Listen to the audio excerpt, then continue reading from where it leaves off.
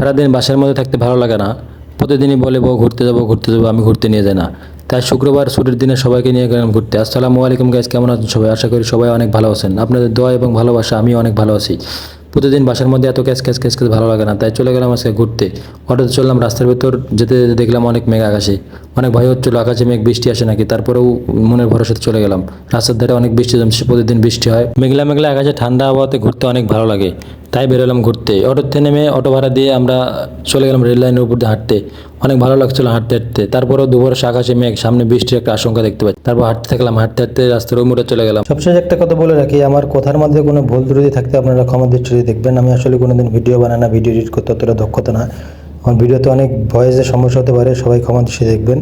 সবাই চায় প্রিয় মানুষটিকে হাতে নিয়ে রাস্তার ধারে ঘুরতে বেড়াতে, অনেকজনের ইচ্ছা থাকে, কিন্তু সবাই সবার মত থেকে পারে না। আমিও ইচ্ছা ছিল আমার অনেক, কিন্তু আজকে সার্থক হলো প্রিয় মানুষটি হাতে ধরে রাস্তা ধরে ঘুরতে, রেল লাইনের পর্দায় হাঁটতে। তবে অনেকক্ষণ ঘোরার পর আকাশে অনেক বৃষ্টির মধ্যে আমার বউ অনেক ভিজে গেছে, আমিও অনেক ভিজে গেছি। আমার সাথে আমার ক্যামেরাম্যান অনেক ভিজে গেছে।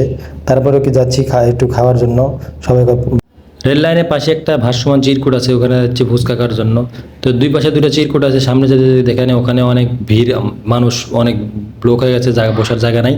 তাই ওখান থেকে ঘুরে চলে যাবো। রাস্তায় হাঁটতেছি, তাও ফিরি ফিরি বৃষ্টি পড়তেছে, বৃষ্টির মধ্যে ভিজে ভিজে রাস্তাতে হাঁটতেছি।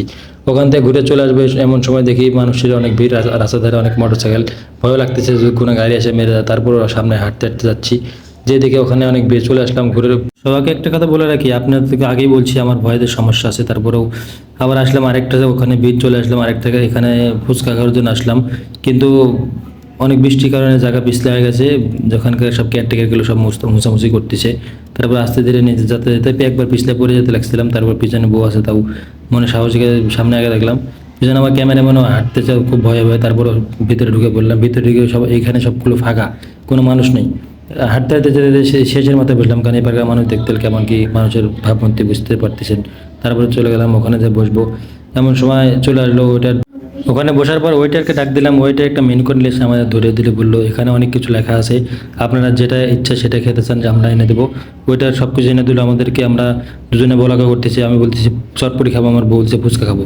দুজনে কথা কাটাকাটি চলছে, এর মধ্যে আবার ওয়েটার আসে জিজ্ঞেস করলো, স্যার আপনারা কী খাবেন? তারপর আমি বললাম ফুচকা খাবো, আমার বউ বলছে চটপটি খাবো। তারপরেও সব কিছু শেষ করার পর চটপটি অর্ডার দিলাম। চটপটি নিয়ে একটু পরে চলে আসবে, এই যে চটপটি চলে এসেছে, আমরা এখন চটপটি খাবো। অনেক মজা করে সবাই মিলে চটপটি খাইতে লাগলাম এইমাত্র। তারপরেও কেমন যেন লাগতেছিল সব। আমার পাশের আমার ক্যামেরাম্যান বলতেছিল একটু খাওয়াই দেন। আমার একটু কেমন কেমন লাগতো। তারপরে আমার বউকে একটু খাওয়া দিল, আমার বউ আমাকে একটু খাওয়াই দিল। অনেক মজা হয়েছিল। তারপরেও আমার একটু অনেক ঝাল লাগছিল। তারপর আমার বউয়ের ঝাল লাগে না, আমার বউ অনেক ঝাল খেতে পারে। টক কম দিয়েছিল, তাই একটু কথা কাটাকাটি চলতেছিল। টক আরও বেশি দেওয়া উচিত ছিল। আমি টক অতটা বেশি খাই না, আমার বউ বেশি টক খায়। তো ঝালও ছিল। তারপরে খাওয়া দিয়ে শেষ, আমাকে একটু মুখ মোছা দিল। এখন আমরা নিয়ে এসলাম লাচ্ছিটা অনেক ঠান্ডা।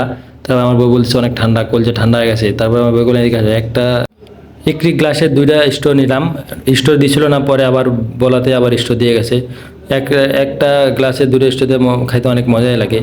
আসলে এটাতে লজ্জার কিছু নাই, নিজের বউয়ের সাথে খাচ্ছি। তারপরেও অনেক মজা করে খাইলাম। আমি খাইছি অনেক বেশি, আমার বউ অতটা খাইতে পারেনি। আমার বউয়ের এত ঠান্ডা লাগতেছে, রাতে জ্বর আসতে পারে, তার জন্য খাইনি, সর্দি লাগতে পারে, তার জন্য খাইনি। তো ওখানে খাওয়া দাওয়া শেষ করে আমাদের ওয়েটার বললো, স্যার আমাদের এখানে অনেক ভিড় জমছে, তো একটু আপনারা যদি কাইন্ডলি চলে যেতেন। তারপরে ওদের আচ্ছা ঠিক আছে চলে গেলাম। আমরা ওখানে অটো চলে গেলাম। অটো চড়ে আবার চলে আসবো আমাদের বাসায়। সবাই ভালো থাকবেন, সুস্থ থাকবেন, আল্লাহ হাফেজ। পরবর্তী